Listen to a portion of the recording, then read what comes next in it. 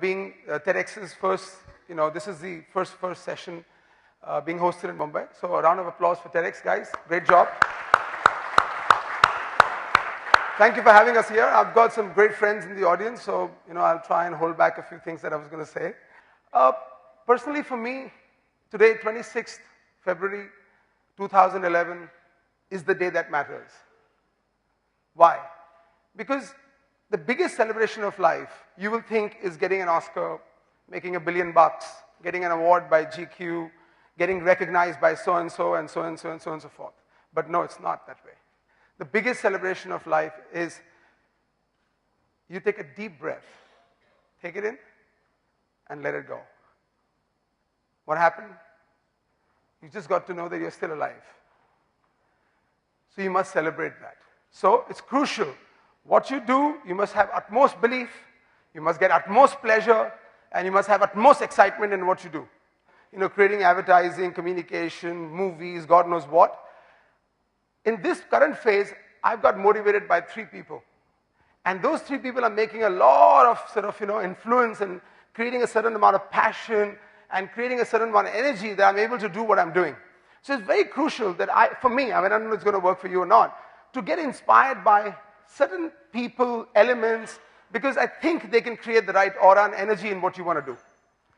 So the 3 people that are relevant to me right now are really motivating me is Mr. Kishore Biyani. Coincidentally, he's been a client of ours since 26 years. He's a very dear friend, very understated personality, but a complete genius in my opinion. He made Sarkari Bhandar into Big Bazaar.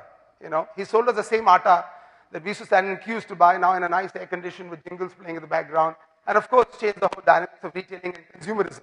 He also taught us that maybe we are a saint, philosopher, economist, whoever you are, it is ultimately about the consumer. So if you haven't got the consumer in mind, you're going to get it wrong sooner than later. So Kishore got me all excited about this particular thought because in my new journey, I'm going to tell you what I'm creating and what's really exciting me and how it's really working for me. The second person that really motivated me hell of a lot is Rajneesh Osho. Character, man. His philosophy of life and passion, is pretty interesting. So I've followed the rules of TED. I will not use the word. I've got a couple of series, but it's kick-ass. How interestingly he's taken that word and showed us in our lives how we use this word for showing our state of mind, expressing ourselves. So he inspires me to get that wicked, hidden, creative juice going. He's a character. The third person for me is a creative genius. Is Mr. Mahatma Gandhi. Quite a character. Why? There was no Twitter. There was no Facebook. So you can't say that his independence movement was, subject to the virus by Facebook and Twitters, right? And I saw one of the TED speeches where the guy spoke about what if Nelson Mandela tweeted? Who really cares? Mahatma Gandhi didn't. But he got his independence in a very weird way. He did a Dandi march. He had 10 million people. Was it Facebook? Twitter? SMS? No. He said, wear khadi. He used the most bizarre creative ideas to get us independence. So this is, for me, I think he's a creative genius. And how did he manage all this without technology, without communication, without anything? So he's a creative genius.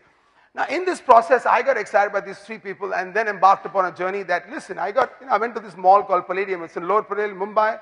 Very sexy, sweet spot now. You get everything there. There are about 140 retail shops. And I walked in there and I said, this is great, man. Fully air-conditioned, cool vibe, great food outlets. And then when I walked in, I saw, TGIF, Armani, Canali, Hugo Boss, Gelato. Out of the 140 shops, 138 are international brands. We have 2 homegrown brands. That depressed me. Hamara vada pav, unka vada pav McDonald's. We still haven't got it. Our idli is still not branded. It's very healthy, it's fantastic to eat, but they've got the Subway. So we guys don't truly realize our own potential. We don't understand our own lineage. We've got a history of 12,000 years. We still don't know how to use our creativity, our tradition, our passion. We don't know how to put it in a box, brand it and sell it. It's with our state of mind. We don't believe in our own selves. We don't believe in our creativity. We do not believe in our knowledge. We don't believe in ourselves. And this comes from a very interesting thought that, got me going was, We are a nation of 1 billion people, but we think like a nation of 1 million. So with that thought process, I said, listen, my company is doing reasonably well. Let them do the transactional business. Let me embark upon a journey of creating intellectual properties, because I feel that I want to create brands for the Indian consumer in my little space. Space of music, space of cinema, space of retailing, merchandise, digital, whatever I can do personally with my own team. We went across, the first property that we created was Sunburn. It's an electronic music festival. Now, EDM is a brand new space. Can you believe the complete size of the electronic dance music space in India is 100,000 people? That's it. So I didn't go towards Sufi, pop, rock. We went for something which was completely unconventional, just to figure out that will the Indian consumer accept an homegrown brand?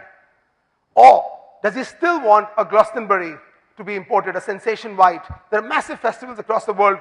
And the first logical thing that my team told me was, let's just, franchise it. That's what Big Boss does.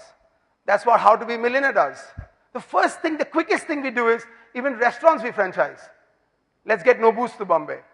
Can't we create our own? There are fantastic brands in India, but do we have the belief to transform them into 500 cities? Not yet. So therefore we embarked and we created a brand called Sunburn. Just for the record, it's 4 years old. This year alone, we had 1.5 million fans. It is ranked Asia's #1 and world #9 in the EDM space. I don't have the time to play the audiovisual, but you go online, have a look at what has happened with that particular festival. You've got the world's top 10 DJs saying, this is it. Goa is the capital of EDM. EDM as a business worldwide is massive. In India, still unnoticed. Collectively, the Goa government, in 3 days, did a business of 462 crores through tourism due to Sunburn. It's amazing numbers. But we're hoping, that we'll get the support of the government, because there are countries and destinations that are benefited by music. There are music destinations. The economy is driven by music. But that's the belief we need. So anyway, Sunburn was a very, very fantastic example. Now we need to physicalize the brand. So you'll have cafes, etc., merchandise, nightclubs. But we've got to move on and now make this available to the whole country per se. So Sunburn was a great experience. Then we moved on and we created another brand called Good Luck India. Now, small brand, small promotion, currently running on a nice, India's #1 news channel, doing very well. It was actually started in 1999 with Hero Honda. There was a Good Luck India match in Wankhede, got fantastic viewerships, great movement. What is this idea? And how strange I was able to trademark it. Can you believe it? What is Good Luck India? Whenever India steps out, what do we have on our side? What is our advantage? Our advantage is population. 1 in 7 in the world population is an Indian. Forget everything else. Even if we just unite the emotions, can you possibly imagine what we can do? So whether it's an economic forum, whether it's a World Cup cricket match, whether it's a hockey, whether it's the Olympics. So Good Luck India, for me, is an intellectual property that can bind. I always say that India is just not India. India is United States of India. You take a 2-hour flight, you get different food, different languages, different skin color. It goes crazy. It's a crazy country. But one thing that can unite it is emotions. So the power of this brand is huge. We've initiated this World Cup. We did 1999. And we're going to do something very, very massive in the Olympics. I feel Olympics is a massive event next year, 2012. Hugely, it's England. We've had our own history with England. If we can win a few goals there and possibly negotiate to bring the Kohinoor back, it'll be quite nice. So that's that. And then we're going to move on. We got Fight Night. The second largest potential sport in this country. We're a single sport nation. We keep screaming out, going mad with this cricket bullshit. But can you imagine that we only have one sport in the country that runs the economy of sports? Isn't it high time that we create a second sport? So what can create the second largest commercial sport in this country? It is not hockey. Unfortunately, I love hockey. It's a national sport. It's not football for sure. Why? Because all this requires infrastructure. Ministry gets involved. Land deals, it all collapses. There are large corporates who went after football for 10 years, didn't go through. Even they could not lobby it in. It's impossible. We have the largest fans of football in our country. I hope you're aware of that. That means the nation wants to play, wants to consume football, but can it? No chance. Who will build the stadiums? Who will give you the land? And so on and so forth. So the economies of football don't work. Boxing, aggressive sport, is the fifth largest viewed sport in the world. Fight Night is a concept that brings under one roof boxing, martial arts, mixed martial arts, anything that deals with aggression and entertainment. Indians by far are the largest middle class in the world, the youngest population in the world. We are aggressive. You see our soaps on Star Plus. Those bahus are going berserk. They're edgy. They want to kill the sass. You see MTV roadies. I don't understand what's happening on that show. I thought it was about bikes. Phew. So I said, hang on, this is good. Everybody's aggressive. Everyone wants to kill each other. Let's create fight nights. So we did it. We did it in boxing. We're doing it in wrestling now. We're doing it in mixed martial arts. Huge potential because you're going to get into a banquet hall like this, see two people fight. It goes back, 1600th century, etc. People are fighting and everybody used to watch anyways. And put in some entertainment. And logically here, we can bring the cheerleaders, logically. We don't have to do the IPL way. It fits into the sport. The girls come in the ring. And so we don't have to make a side stage and get some girls to just cheer the crowd. So this is the next property, great potential. We've already embarked upon the journey, spent 2.5 years. The IBF is very supportive. We're lucky. The federation is hungry and as keen as we are. Moving on, we've got another property, Bollywood Live. The reason I'm telling you these intellectual properties are very strange. So Bollywood, the sexiest thing we've got. Who buys the largest home video collection of Bollywood in the world? Germany. Germans like Bollywood. Whoa. Okay.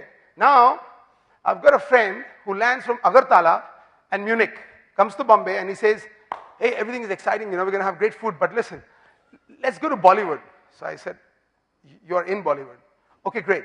So is there something I can consume of Bollywood? Can I buy merchandise? No, you can't. Can I see a shoot? No. Can I go to a museum? No. Can I meet a star in an organized manner? No. So why don't we have a consumption pattern for a product that 80% of entertainment media is run by that content? So there's no consumption pattern. That means we as an industry are not focusing on the consumer. And the consumer now is not local anymore. He's global. There's an appetite by global market. So Bollywood Live is a launch on 4th of March in Pune. Be my guest, guys, if you're in Pune. 4th of March. Abhishek is right here. He's not leaving with me. He'll give you invites for Bollywood Live. So it's the first global event being launched where you can consume Bollywood. That means you walk in and you can become Krish, Meena Kumari, and you can transform yourself. You can eat Amitabh Bachchan's choles and Ritik's pasta and enjoy the music and the whole digital experience. Very state-of-the-art. So therefore, Bollywood Live's journey has begun. And this is a show that doesn't want you to come to Mumbai. This show goes to your city. It'll go to Agartala, Nasik, Kolhapur, Raipur, Jabalpur. So this is a brand new product. Moving on, I've got my favorite last property, I think. Champions of the World, of course, is running on TV. Very inspirational. It unites legends of the world. So right now it's for cricket, but you can bring music icons, businessmen, pretty much like this. You can bring powerful people who have made a difference to the world together. So Champions of the World is a massive property right now, currently running with Clive Lloyd, Steve Waugh, Alan Border, etc. on TV, Kapil Dev, all the winning captains. But then you can move this on further, and it's very motivating. For me, it's not commercial. It's motivational because when you bring icons like this, you can influence the next generation because they speak, they motivate you, they discuss, so you get ideas and inspiration. And last but not the least, this is my favorite idea. The Slum God Cricket League. I got really nervous 5 years ago. Fortunately, we've done a lot in cricket. 20 years, we must have bought 10,000 crores into cricket in sponsorship. We did the Sahara deal on the chairs. We've done everything in cricket till today. But I couldn't, till today, run cricket in its own space. In a way, cricket should be done. Cricket for everybody. Cricket with an opportunity without politics. Cricket in a manner that is for the fans, of the fans, by the fans. Cricket, without bureaucracy. So Slum God Cricket League, which is going to be launched in October, gives you that power beyond BCCI to do it. I know it's controversial, but I'm hoping I get the backing of, Aam Aadmi platform in India. And we get the Aam Aadmi. So this is an opportunity for the Aam Aadmi to play cricket in this country beyond the commercial cricket. So these are the intellectual properties that I want to share with you today. And I'm going to just bugger off now. Okay? I've got this couple of CDs. I'm going to give you that Osho ones. So in case somebody's lazy to go on YouTube, Abhishek is going to give you those CDs. And honestly, for me, the reason I'm here is that I feel that we're now a family. I've been part of the TEDx First Initiative in Mumbai. I'm the first speaker, so it's a good thing. And so let's stay connected.